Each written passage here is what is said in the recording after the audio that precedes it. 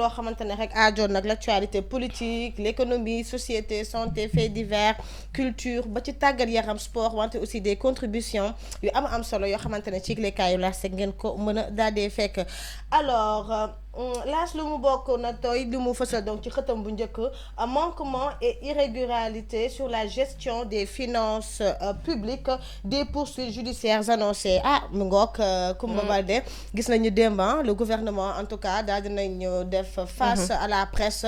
def le compte rendu ci li nga xamante ne rek mooy rapport au Cour des comptes daal dina koy fësal ci anam yi nga xamante ne rek nguur gi fi weesu wane téye woon li nga xamante ne rek mooy nguur gi ci diggante 2019 ak 2023 boor yi nga xamante ne daal dinañ koy nemmeeku wante aussi yenn njuuj ci njaaj alors ki nga xamante ne mooy joxin bi ñu dénk wàllub yoon nag di Ousmane Diagne mi nga xam ne ni rek des poursuites judiciaires annoncées maanaam rek képp koo xamante ne laalee nga ci li ni mel ci jamono joojee moo xam ministre ak bépp ndombal tànk boo xamante ne téye woon nga ko rek yoon dina daal di dal sa kaw mu ngoog d'anciens ministres d'anciens directeurs dans le viseur le forum civil réclame des sanctions donc waa forum civil du ñoom Birame Seck ñoom itam ñi ngi woo ngir rek ñu daal di amal li nga xamante ne mooy ay sanctions le gouvernement engage les corrections mu ngoog mu nekk lu am solo loo xamante ne ci xëtu ñeent yëglekaayu laas di ngeen ko ci daal di fekk wante itam ba tey ci wàllub yoon démb la xamante ne le maire donc député de Agnam di kii nii di Farba Ngom démb la daal di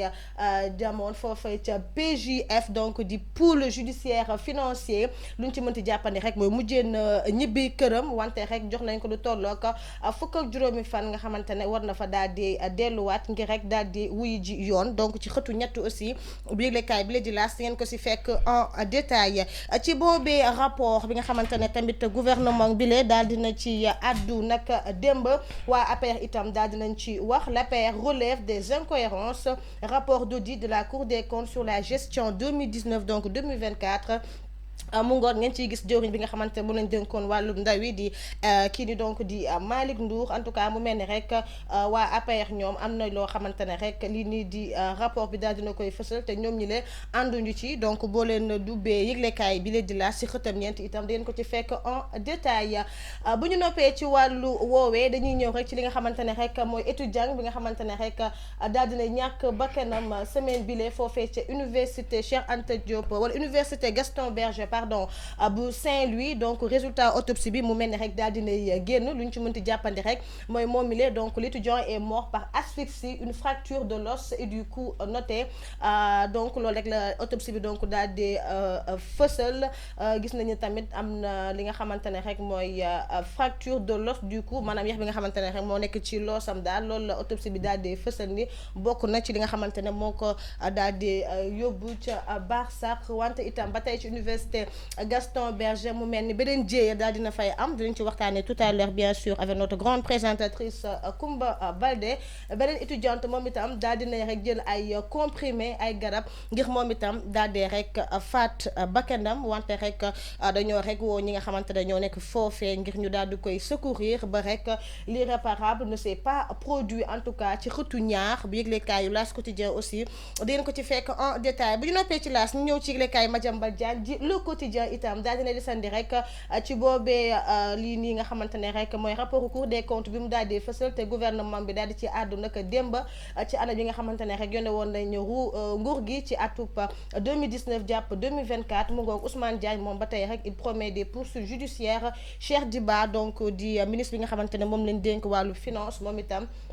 s'engage à des corrections l'APR rejette le rapport et parle de machination politique APR moom en tout cas daal dinay sànni xotti tabet bi le rapport wante itam di xam ne ni li ni mel lépp ab politique en tout cas moo ko daal di laale donc dinañ ko fekk aussi ci yëglekaay bi la di Le Quotidien ñëw nañ itam ci Farba Ngom auditionné hier par le PJF donc il va retourner dans 15 jours foofee ca pôle judiciaire financier lu ñeel wàllub lii ni donc di le brut de Sangomar raffiné au Sénégal première réussite pour la SAR donc société africaine de raffinage ci xëtu ñeent yëglekaayu Madiambal Diagne bi itam dinañ ko ci daal di fekk enquête itam daal dina desandi ci li ni mel le pouvoir charge l'APR réplique mu ngoog APR itam daal dina ci addu ginnaaw bu Ousmane Diagne annoncé li nga xamante ne rek mooy ay poursuites judiciaires ci ñëpp ñoo xamante ne daal dinay laalee ci li ni mel APR affirme que les conclusions ne justifient pas cela les apéristes dénoncent le non-respect du principe du contradictoire Pape Malick Ndour sur les conclusions du rapport c'est une manœuvre grossière du PM pour masquer son échec moom jàppandi na nag li ni mel yëpp en tout cas ay njuuj njaaju ki nga xamante ne rek mooy le premier ministre Ousmane Sonko la ngir rek daal di nëbb li nga xamante ne mooy la jàmm. Le ministre des finances annonce un retour à l'orthodoxie ki nga xamante ne mooy Cheikh Diba moom mi nga xam ne ni rek dinañ teg seen kéemtalaay kàttan ngir rek en tout cas jéem a saafara li ni mel. Donc Farba Ngom convoqué encore le 27 février di ngeen ko fekk aussi ci yëglekaay bi di enquête. ñu dem ci yëglekaay groupe Futur Média l'Observateur pôle judiciaire financier Farba Ngom les minutes d'un face à face express ñëw nañ rek ci waxtu wala minute simili yi nga xamante ne rek moom Farba Ngom daal dina koy amel foofee ca pôle judiciaire financier laata muy daal di dellu ji këram ñuy xam ne ni rek moom mi lee ci boobee jotaay démb jëlul benn yoon li nga xamante ne rek mooy kàddu gile wante itam waxtaan bi mu mel ni xawoon tàng lool ci diggante président collège juge d'instruction ak avocat yi nga xamante ne rek ñoo fa teewal itam kii nii donc di député maire Agnam bile di Farba Ngom. Alors le réquisitoire du procureur et le dossier des 125 milliards désormais scindés en deux, le silence du trésor malgré l'assistance de la CENTIF sur un virement de 95 milliards, Tahirou Sarr et les poursuites pour association de malfaiteurs, escroquerie portant sur des deniers publics et blanchiment de capitaux di xam ne ni ci bile dossier itam daal dinañ ci cité ki nga xamante ne mooy homme d'affaires bile di Tahirou Sarr ñuy xam ne ni sax moom mi le mooy auteur principal de ce scandale présumé kii nii donc di Tahirou Sarr nga xamante ne moom itam daal dina ñibbi këram wante itam joxaat nañ ko date moom tamit le 28 incha allah war na demaat foofee ca pôle judiciaire financier ba tey ci l'Observateur la guerre des chiffres entre le pouvoir et l'ancien régime mu ngoog ku nekk rek ak chiffres yi nga xamante ne daal dina ko yëkkati moo xam ñi nga xamante ne ñoo yore woon nguur gi ak ñi yore nguur gi donc actuellement wante itam ñëw nañ ci Université Saint-Louis autopsie Matar Diagne dévoile de nouveaux éléments lu bees nag daal dinay am ci li nga xamante ne rek mooy génnub àdduna Matar Diagne ginnaaw rek bi ñu daal di fësalee li ñuy di autopsie laas wala boog l'Observateur itam daal dinay ñëw tey ci 14 février di tombé ak la Saint-Valentin la fête des amoureux wax naa ko moom sama Valentine anecdote sur les plus folles promesses d'amour donc ñëw nañ ci ñi nga xamante ne rek daal nañ promettre lu nekk caabi kër gi caabi oto bi këyitu kër gi lépp mbëggee daal di leen koy jaral donc mu nekk lu am solo loo xamante ne ci yëglekaay yu groupe Futur Média bi léegi di ngeen ko ci fekk en détail rapport de la Cour des comptes qui tient le faux kan rek moo yor li nga xamante ne en tout cas mooy lu dul dëgg ngeen ci gis naataalu njiitu réew bi fi nekkoon di Macky Sall ak le PM kii di donc di Ousmane Sonko ñëwaat nañ rek ci kàddu yi nga xamante ne Cheikh Diba ministre des finances et du budget daal dina ko yëkkati naka démb Abdourahmane Sarr itam yi nga xamante ne di xam ne ni malgré dette bi bëri na lool wante teewul lekk la dette reste soutenable nous avons une bonne structure de la dette sera sur une trajectoire descendante Ousmane Diagne itam daal dina ci addu waa APR moom daal dinañ xam ne rek li ni mel yëpp en tout cas ab machination politique la et que c'est la revendication d'un attentat contre le Sénégal et les Sénégalais perpétrés donc par Ousmane Sonko jàpp nañ ni rek Ousmane Sonko en tout cas moo nekk ginnaaw ci li ni mel yëpp l'APR fustige une cabale et une tentative de manipulation donc waa APR doom ñu ngi ñaawlu bu baax li ni mel donc yëglekaay direct news yi itam di ngeen ko fekk ñu dem ci yëglekaay yu des médias du Tribune. Alors impact économique du rapport de la Cour des comptes le ministre Abdourahmane Sarr corrige Sonko et Diomaye la dette du Sénégal est toujours soutenable mu ngoog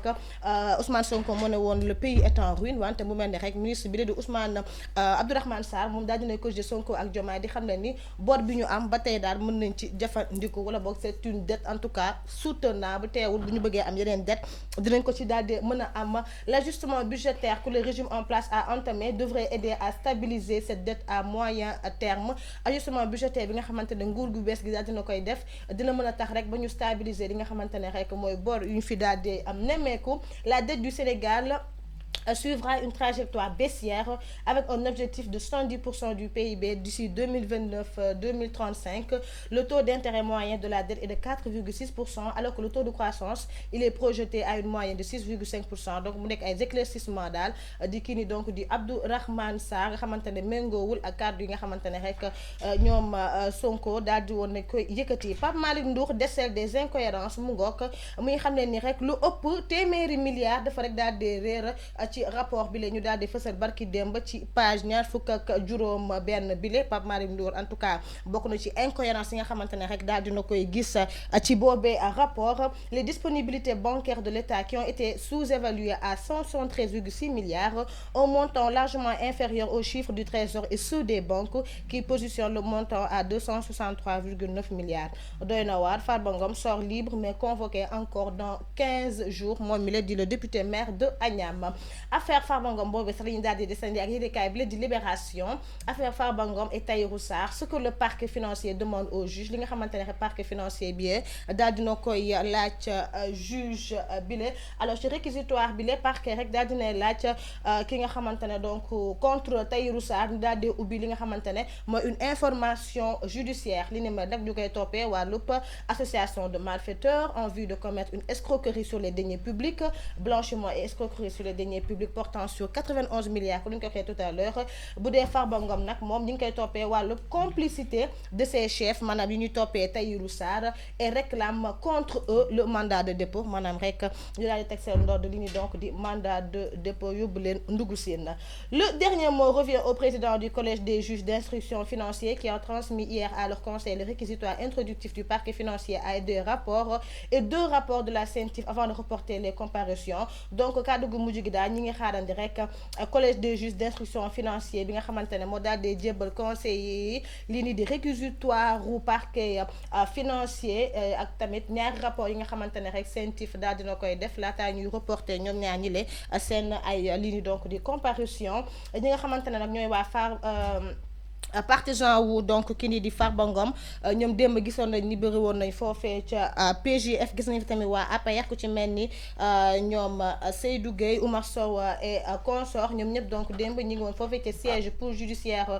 financier wante rek la police use de grenades lacrymogènes daal dinañ ko ci nemmeeku nag démb. Farba Ngom repasse le 27 février Tahirou comme ni ma ko waxee sànq moom le 28 février la nar a delluwaat foofee au niveau du PJF du pôle judiciaire financier. Alors ñu ndax keppee ko ak tàggat yaram le Dakarois Sport ñëw na ci Coupe du Sénégal Jaraaf et Guelwaar file en 8e donc Coupe du Sénégal mu mel ne Jaraaf ak Guelwaar daal di nañ rek qualifié donc en 8e de finale bu dee CAN U20 2025 tenant du titre les Lionceaux bénéficient d'un tirage